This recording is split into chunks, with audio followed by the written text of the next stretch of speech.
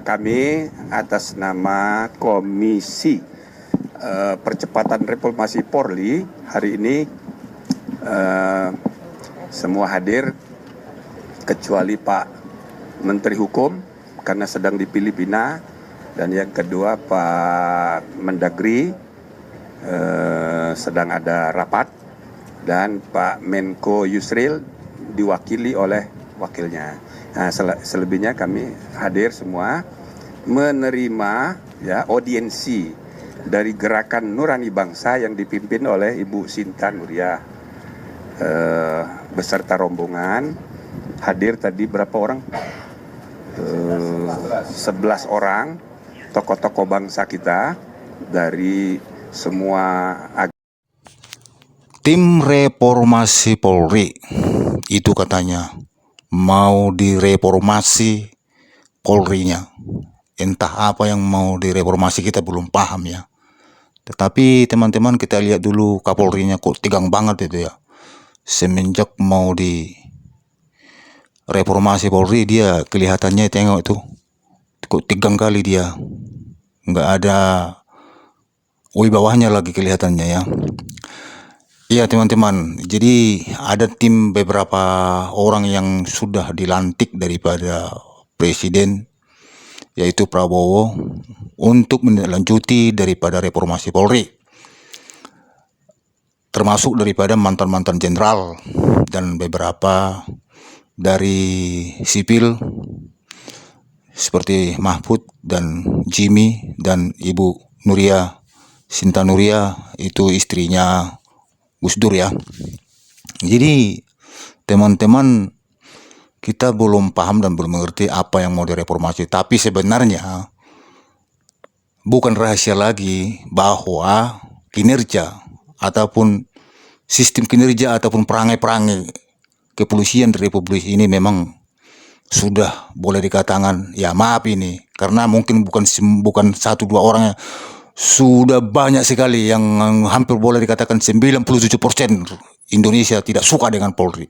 Karena terlalu biadab dia punya perilaku semua di lapangan tuh.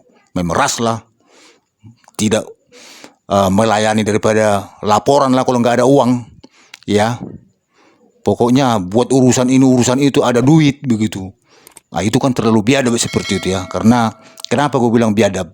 Karena mereka sebenarnya harus sadar mereka itu dibayar negara ataupun uang itu dari masyarakat ya. Jadi masyarakat yang menggaji mereka, masyarakat yang memberi mereka makan begitu. Kenapa harus memberi perilaku seperti itu kepada masyarakat begitu? Jadi sebenarnya banyak di sini yang mau direformasi, banyak sekali. Termasuk daripada polisi di lalu lintas ya. Baru di polisi penangkapan narkoba. Pokoknya ya polisi-polisi yang inilah, yang tak jelas lah begitu ya. Jadi sebenarnya banyak permainan-permainan mereka ini. Rekayasa-rekayasa banyak sekali di polisi ini. Itulah polisi, cerminan polisi di Republik Indonesia ini. Memang makanya aku bilang tadi biadab sekali. Sangat jauh dengan polisi-polisi luar negeri begitu ya. Sekalipun seperti kita lihat polisi di Thailand begitu, belum negara maju dia, tapi polisinya sudah lumayan oke lah ya dibandingkan Indonesia. Jangan bandingkan Singapura dulu ya, jangan dibandingkan Jepang ataupun Korea gitu ya. Boleh dibandingkan dengan Malaysia saja lah, hampir-hampir mirip dengan ekonominya, tapi lebih disiplin polisi Malaysia. Walaupun memang di sana juga masih bisa disogok ya, tapi lebih parah Indonesia. Misalnya katakanlah kalau disogok di sana 10 polisi, kalau di Indonesia udah 4.000 polisi yang disogok gitu. Kira-kira begitulah perbandingannya. Jadi banyak sebenarnya yang mau direformasi di sini. Dan salah satunya polisi yang mau direnovasi ya, direformasi itu adalah setiap polisi itu maunya tidak boleh pakai mobil pribadi ke kantor. Seperti polisi Singapura tuh, nggak ada ke kantor itu pakai mobil pribadi tuh ya. Kedua, tidak boleh polisi kongko-kongko di kedai kopi pakai dinas. Ini kalau sudah kongko-kongko di kedai kopi sampai berjam-jam, sampai 2-3 jam di situ, Dan bukan hanya mereka ataupun misalnya ada 2-3 orang polisi di situ minum kopi, tetapi dia yang berteman dengan preman-preman, gangster-gangster, atau warga-warga yang lain begitu. Masalahnya sekarang apa yang dibicarakan mereka ini di situ, ya kan? Singapura nggak diperbolehkan seperti itu. Kalau dia minum kopi di warung itu harus mereka sendiri, tidak boleh ada orang lain. Dan itu pun ada waktunya. Itu sudah paling tinggi itu setengah jam ataupun 40 menit. Tidak boleh berjam-jam di situ kungku-kungku. Lama-lama di situ pakai dinas. Itu kalau di Singapura yang saya tahu ya. Karena saya lama juga di Singapura, jadi saya tahu perangai polisi di sana itu. Dan pernah beberapa orang teman saya polisi di Singapura dan saya bicara-bicara seperti itu. Mereka sebut tidak boleh lama-lama dan tidak boleh berteman minum kopi dengan orang-orang ngumpul-ngumpul di situ.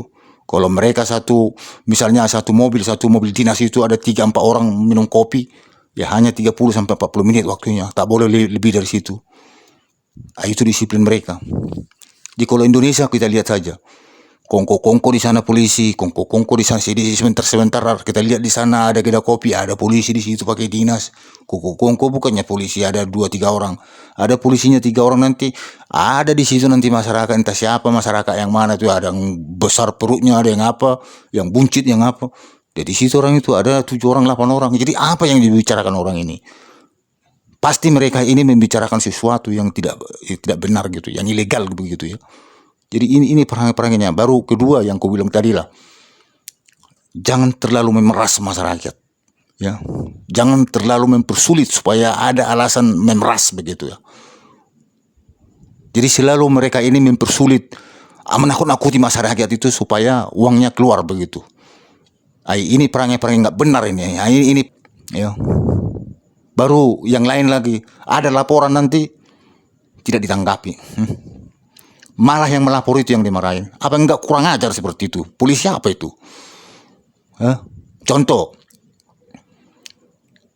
kalau ada orang misalnya kehilangan motor, dilapor ke polisi, pasti ditanya, di mana kau taruh apa mau di sana Pak?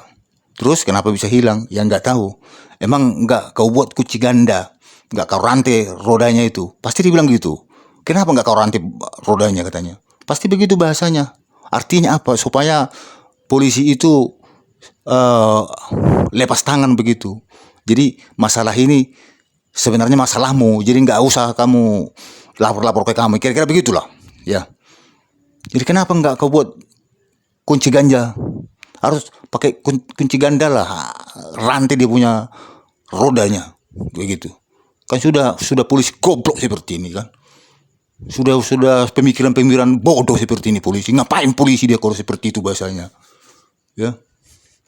Ya keempat nih, ada contohnya kehilangan uang di ATM ataupun ada apa dilapor itu nggak bakalan ditangkapin itu. Misalnya ada kehilangan uang misalnya 10 juta atau 20 juta, dilapor ke polisi begitu, nggak ada tangkapan polisi itu. Melacak orang yang mencuri uang seperti itu tidak mau dia.